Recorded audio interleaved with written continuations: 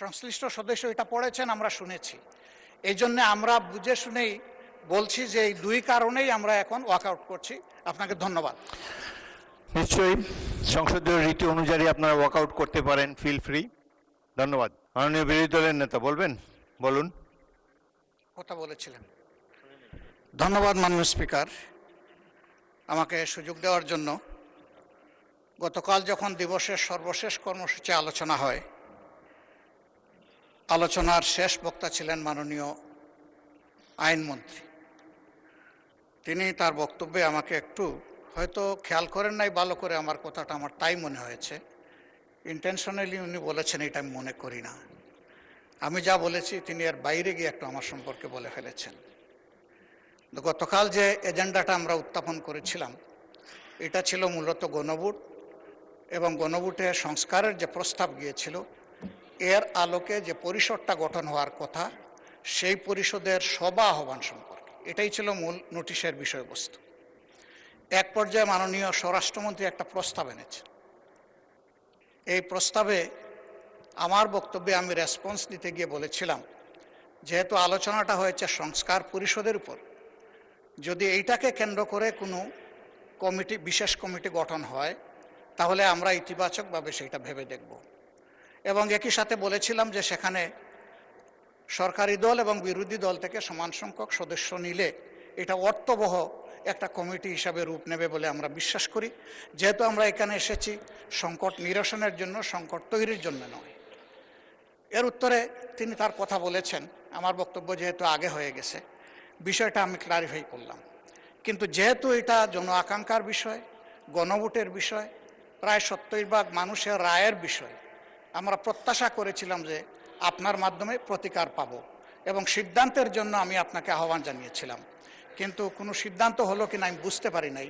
এই বিষয়টা আপনার কাছ থেকে আমি স্পষ্ট জানতে চাই। ধন্যবাদ মাননীয় স্পিকার। মাননীয় বিরোধী দলের নেতা, কালকের প্রস্তাবটি ছিল একটি মুলতবি প্রস্তাব।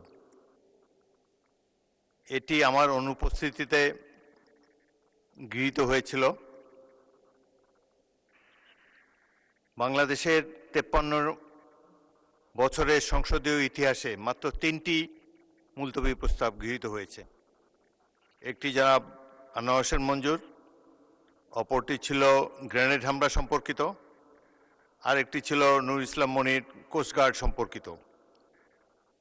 বছর পর বছর চলে যায়, কোনো মুলতবি প্রস্তাব গৃহীত হয় না সংসদে।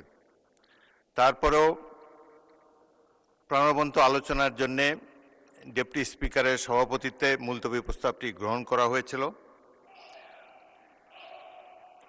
এই আপনি জানেন যে যেই সমস্যার সমাধান আইন প্রণয়নের মাধ্যমেই কেবল করা যায়, সেটি নিয়ে মুলতবি প্রস্তাব হতে পারে না।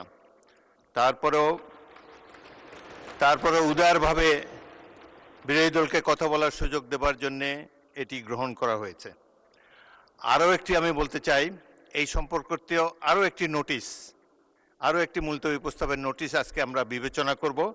আপনাদের মধ্যে যদি কোনো কথা বলার বাকি থাকে, আমি বলেছিলাম যে বাকি কথা হলে আগামীকাল হবে, আজকেও আপনারা যদি প্রয়োজন হয় সেই নোটিশটি সম্পর্কে যখন আলাপ আলোচনা করব, আপনাদের আরও যদি বক্তব্য থাকে, কথা বলার অবারিত সুযোগ আপনারা পাবেন। এটি একটি জাতীয় সমস্যা, যত গুরুত্বপূর্ণ বিষয় আছে, আমরা আশা করি ট্রেজারি বেঞ্চ এবং বিরোধী দল মিলে খোলাখুলিভাবে কথাবার্তা বলে সংসদে প্রাণবন্ত আলোচনার মাধ্যমে আপনারা সিদ্ধান্ত নেবেন, সেই সুযোগ আপনাদের রয়েছে।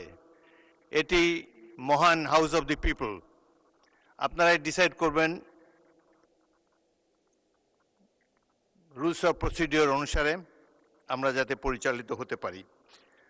তো আমি বলেন। প্রতিকার চেয়েছিলাম। এ বিষয়টা কোনো দলের সাথে সম্পর্কিত না।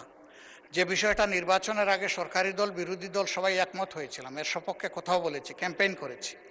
আমরা প্রতিকার যে পেলাম না, এতে আমরা না, এতে দেশবাসীর তাদের রায়ের প্রতিফলন হলো না, মূল্যায়ন হলো না। আমরা বিরোধী দলে বসে এই অবমূল্যায়ন আমরা মেনে নিতে পারি না। এই জন্য তার প্রতিবাদে আমরা ওয়াকআউট করছি। মাননীয় বিরোধী দল নেতা, আপনি আমার বক্তব্য তো সম্পূর্ণ করতে দিলেন না। আমি আপনার পুরো বক্তব্য শুনেছি।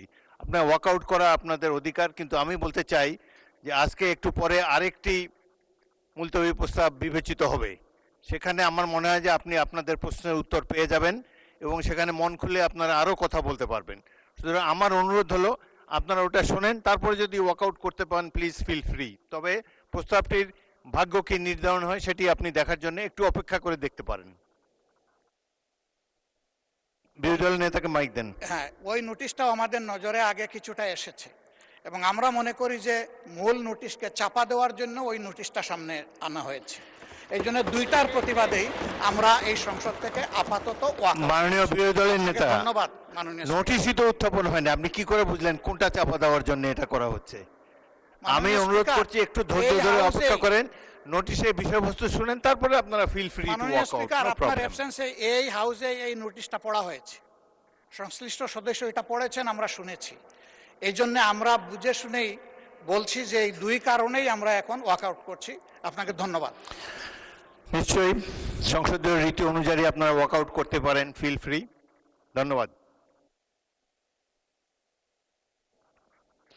ইয়েস, মাননীয় স্বরাষ্ট্রমন্ত্রী। মাননীয় স্পিকার, আপনাকে ধন্যবাদ। মাননীয় বিরোধী দলীয় নেতা ওয়াকআউট করতে চেয়েছেন, পার্লামেন্টারি কালচারে সেটা আছে, রাইট আছে, তারা ওয়াকআউট করতে পারেন। কিন্তু যে কথাগুলো রেকর্ডেড হয়ে গেল তার বিপরীতে আমাদের বক্তব্যটা 1-2 মিনিট রেকর্ডে থাকা ভালো। যে মুলতবি প্রস্তাবটা আপনার অনুপস্থিতিতে মাননীয় ডেপুটি স্পিকার প্রিজাইড করেছেন, উনি গ্রহণ করেছিলেন, তখনই আমি আপত্তি উত্থাপন করেছিলাম যেটা 68 বিধিতে হতে পারে, কিন্তু মুলতবি প্রস্তাব যে রুলস অফ প্রসিজিওর আছে তার মধ্যে আপনি রাইটলি আইডেন্টিফাইড করেছেন, সেটা আমি আগে উত্থাপন করেছি। যে বিষয়টি আইন প্রণয়নের মাধ্যমে নিষ্পত্তি হতে পারে সেরকম কোনো বিষয় মুলতবি প্রস্তাবে আলোচনা করার বিধান নাই। এটা আপনাদের উদারতা, আর হাউজের অভিভাবক হিসাবে জাতীয় গুরুত্বপূর্ণ ইস্যু হিসাবে উত্থাপিত হয়েছে, আপনি আলোচনার জন্য রেখেছেন এবং সেটা 2 ঘন্টা আলোচনার জন্য সময় নির্ধারিত হয়েছে, উভয় পক্ষে আলাপ আলোচনা হয়েছে। কিন্তু এটা যেহেতু বিধি বহির্ভূত এবং আলাপ আলোচনা হয়ে যাওয়ার পরে পার্লামেন্টের প্র্যাকটিস হচ্ছে ইট ইজ টকড আউট, আলোচিত হয়েছে, সুতরাং আলোচনার পরে নিষ্পত্তি কী হবে সেজন্য ভোটাভুটি দেওয়ার কোনো বিধান নাই। শুধুমাত্র মুলতবি প্রস্তাব উত্থাপিত হবে কি না, উত্থাপিত হবে অথবা হবে না, তার উপরে ভোটাভুটির বিধান আছে। কিন্তু আপনি যদি তখন ভোটাভুটি বিধান দিতেন তাহলে পরে এই আলোচনার প্রস্তাব উত্থাপিতই হতো না। অথবা আরেকটা আপনার অপশন আছে, স্পিকার হিসাবে আপনি কোন মুলতবি প্রস্তাব বিবেচনা করবেন অথবা বিবেচনা করবেন না, আপনি এটা রিড আউট করে, এটা প্রিভিলেজ হলো অপোজিশন মেম্বার কেউ যখন সরকারি কর্ম বাধাগ্রস্ত করতে চায়, ব্রিটিশ পার্লামেন্টের নজির অনুসারে তারা ট্রেজারি বেঞ্চের আলোচনা যাতে এগিয়ে না যায় সেজন্য মুলতবি প্রস্তাব তোলার পরে সেটা মুলতবি হলো কি হলো না সেটা স্পিকারের ইখতিয়ার অথবা ভোটাভুটির ইখতিয়ার। তখন মুলতবি প্রস্তাবটা আলোচনা না হলেও প্রিভিলেজটা হলো যে তাদের উত্থাপিত বিষয়টা আপনাকে পড়তে হয়, সেইটাই। আর আমরা কোনো মুলতবি প্রস্তাব এখানে রিড আউট করি নাই মাননীয় স্পিকার। উনি যেটা বলেছেন সেটা অসত্য বলেছেন। যেটা মুলতবি প্রস্তাব আমিও শুনেছি আজকে একজন বেসরকারি সদস্য উত্থাপন করতে পারেন, সেটা আপনাকে বিবেচনা করতে হবে, যেহেতু একই বিষয়ে আপনি বিরোধী দলের মাননীয় নেতার একই রকম মুলতবি প্রস্তাব আপনি গ্রহণ করেছেন। এটা প্রেসিডেন্ট হিসাবে as a matter of right বেসরকারি সদস্য সেটা ক্লেম করতে পারে। ধন্যবাদ মাননীয় স্পিকার। ধন্যবাদ মাননীয় মন্ত্রী। যখন প্রস্তাব উত্থাপিত হবে তখন দেখা যাবে।